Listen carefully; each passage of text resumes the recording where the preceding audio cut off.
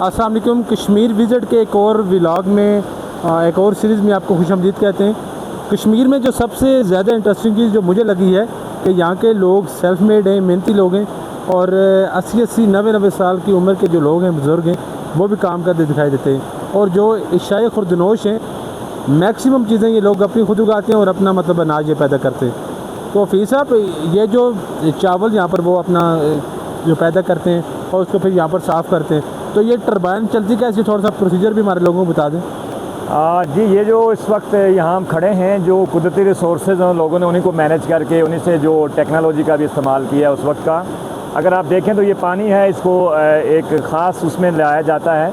अब पानी को एक ख़ास मखसूस अंदाज में इसके ऊपर गिराया जाता है ताकि पानी को जहाँ एनर्जी को कन्वर्ट करने के लिए फिर इसको जो है ना, जब ये चक्की जो है, ये जो पुली है ये घूमती है, तो इसके जो यहाँ पे इसको जो है ना, इसका ये फोर्स होती है, तो फिर आगे जाके इसका जो एरिया है वो चावल जहाँ पे इसके नीचे रखते हैं।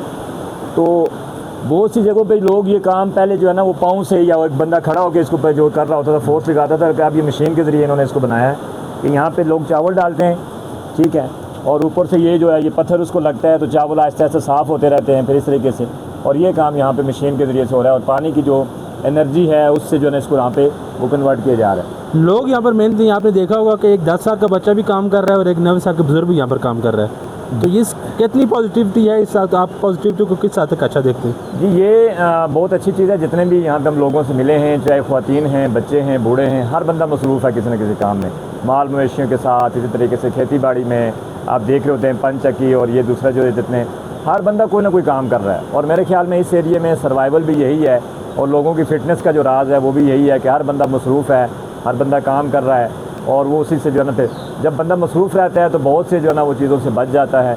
और एक और चीज़ भी है कि यहाँ उस तरह से जो सोशल मीडिया का इस्तेमाल है वो नहीं है, और जो लोग बहुत से सोशल मीडिया पे बैठ के हम वैसे टाइम ज़ाया कर रहे होते हैं, वहाँ उस तरह की एक्टिविटीज़ कोई नज़र नहीं आई। तो लोग अपने अपने कामों में मसरूफ़ हैं।